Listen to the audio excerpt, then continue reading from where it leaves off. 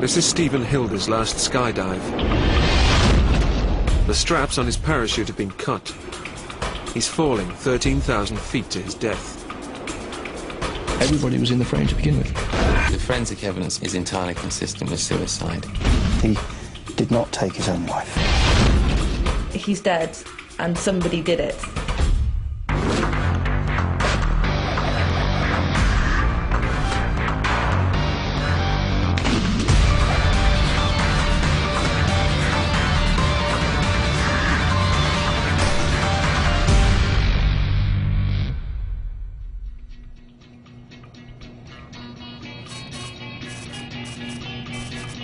It was the end of a week-long skydiving competition. But for Stephen Hilder, the day's skydive will end in tragedy and spark a police investigation unique in British crime history.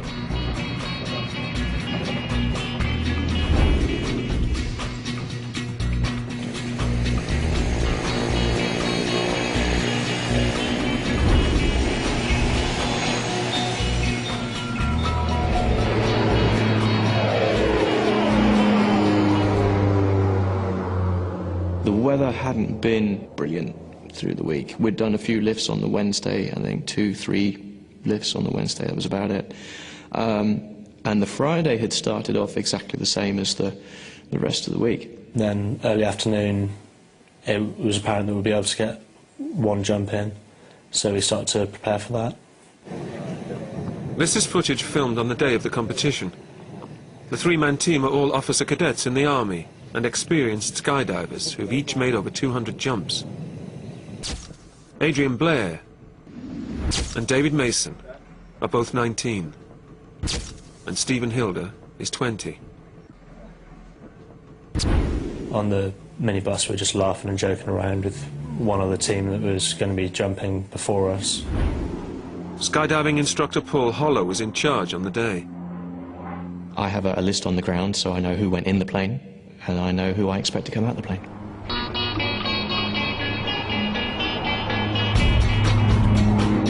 At 13,000 feet, the competition starts when Paul gives the go-ahead. On the ride to altitude, we were just focusing on what we were going to be doing on the jump, going over things in our head. Before getting out, we just gave each other sort of a handshake, a high five, sort of a good luck sign. Charlie, Oscar D said clear running, clear drop. Clear drop, I had given the aircraft clear drop, so a couple of minutes after that, the aircraft dispatched the parachutists. We climbed out of the plane and exited as a group.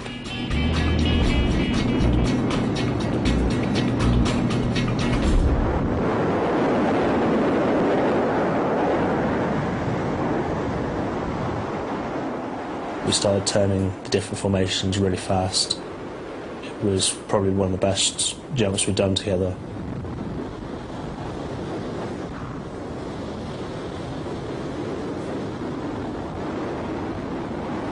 We all had eye contact, we had a big smile for each other, and because we knew we'd done really well on the jump. And at about 4,000 feet, we broke off. We got some horizontal separation so we could activate our own parachutes and clear airspace. At this point, the cameraman loses sight of his fellow skydivers in the clouds. And then out of the corner of my eye, I saw some white material, which made me think that something was wrong.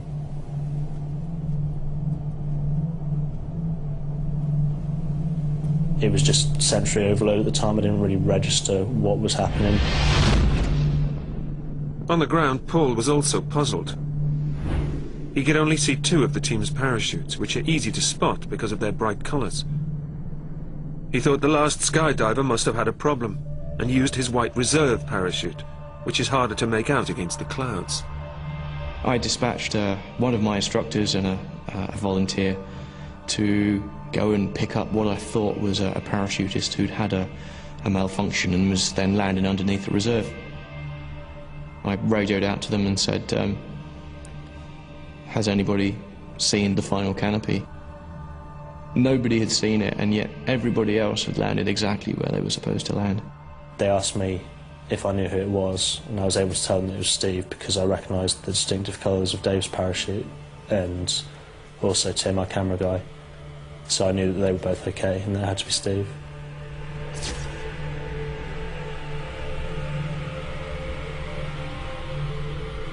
One of the guys radioed in saying, I found it. So I said, you found what? He said, I found the reserve parachute. If the reserve parachute wasn't attached to a skydiver, then something had gone terribly wrong. They now knew they were searching for a body. We basically stood on the car, and the crops at the time were quite long. It was just before harvest time. So we saw an indentation in the crops. Myself and the other instructor, Tony, went to investigate. Seeing a body laying there, particularly under those circumstances, is not what I would wish on anybody. I was in shock, but when you skydive, you realise that it is such a high-risk activity sometimes that you do always prepare yourself for that the worst could happen. But this was no accident. I could not believe what I was seeing at the time. I hesitate to use the word sabotage, but there had been some kind of damage inflicted on that parachute before it had been used. Paul noticed that the straps on the parachute had been cut. He called the police. When I first got on the scene, I was told straight away that the parachute had been deliberately cut, so the potential for murder was there immediately. Officers had never come across a case like this before. They took the unusual step of asking a skydiving expert to help collect evidence. The police asked my colleague and I to put some white coveralls on and a mask and obviously some gloves. We then, under their instructions, took samples from parts of the equipment. Approximately 1.5 inches of the webbing is what the police required as a sample. Officers started to search for other clues. We searched the bins, the roofs and other parts of the site looking for knives or other sharp implements which could have caused the damage to Stephen's parachute. We inspected every piece of kit on site to make sure that nobody else has been tampered with, and unfortunately it hadn't been. The murderer could still have been at the scene if indeed this was a murder. So it was very important to get DNA from everybody at that scene and from anybody who'd been in contact with that parachute so we could compare the two. The police took DNA samples from everybody, myself included. So yeah, I guess everybody was in the frame to begin with. Two of the most important witnesses that we had to see were his diving colleagues, David Mason and Adrian Blair. They'd seen him during the day, they'd seen his equipment, they'd been on the flight. Potentially, they could tell us an awful lot. Towards the end of the first interview I did on the day, I found out that the straps from Steve's parachute had been cut and that they were either looking at a suicide, but more probably a murder investigation.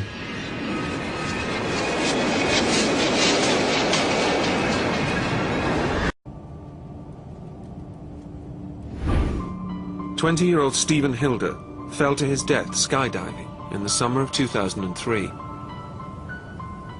Got a knock on the door during the evening on the 4th of July, and there were 2 policemen on the doorstep, and you can tell that something's wrong. Unless you've lost a child, I don't think anyone can understand what that feels like. And to not know why it happened or exactly what happened, to be in this situation where there's no sense to it either, if there ever is any sense in losing a child, you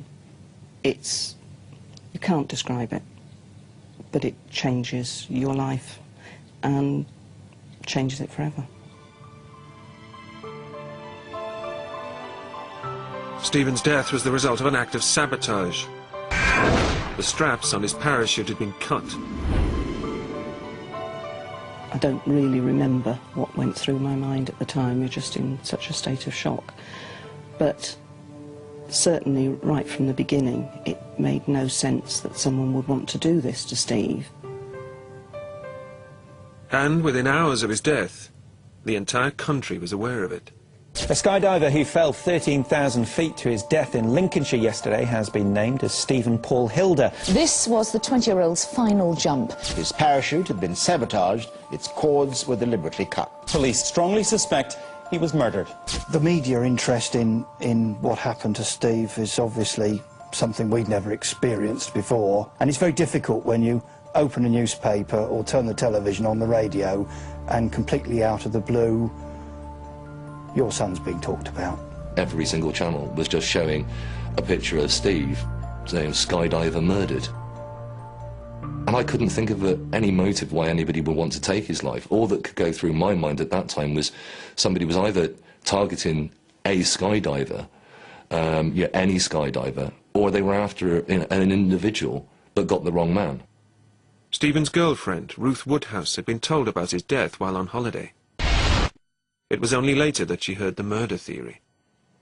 I was on the way home and started getting signal on my mobile, and it started beeping and beeping and beeping, and I got all these messages like from loads of people, and then we got to a service station and it was on all the papers in the service station. There was my face on the papers, and my face had actually been in the papers before I knew about it. Detectives hoped the media coverage would throw up a new lead from the public. At the same time, they were getting briefed on the mechanics of a parachute. Skydiving instructor Paul Hollow was their guide. Now, on a normal skydive, when we want to use our main parachute, we grab this little handle and we pull out a little mini parachute that's inside here. So this is what we call a pilot chute. This then catches the air and acts as our anchor in the sky. As we fall away from this anchor, the bridle line, this piece of black tape, pulls out all the way up to this main pin here. The bridle can then pull the pin, which opens the flaps of the container, and then the rest of it pulls out the parachute for us.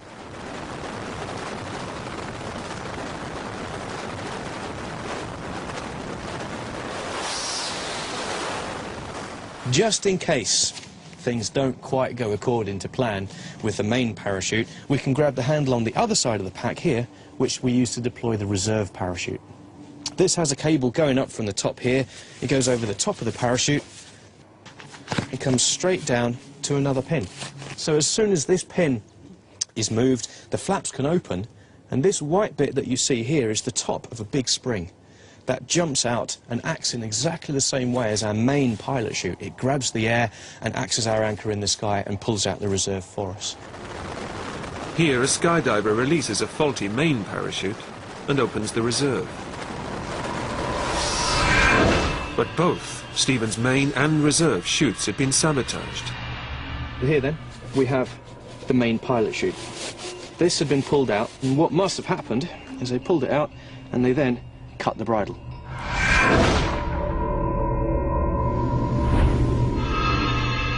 They'll just fold it back up and put it back inside the container. So now, when you go to throw the pilot chute away, that's exactly all you're doing. You're throwing that away, but because the bridle had been cut, it can no longer pull the pin. If the pin can't be pulled, the flaps stay closed, and you can never ever have the main parachute come out. And he tried to use the reserve, and he pulled his reserve handle.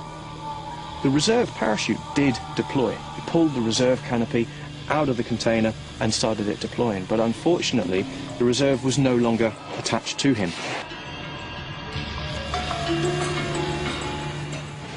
Here are the risers of the main parachute, okay? Underneath those we then have the bits of strapping that go to the lines of the reserve canopy itself, and these had been cut. So it was as if somebody had put scissors or a knife or whatever had been used to cut the risers about there and had then closed the flap over the top of them.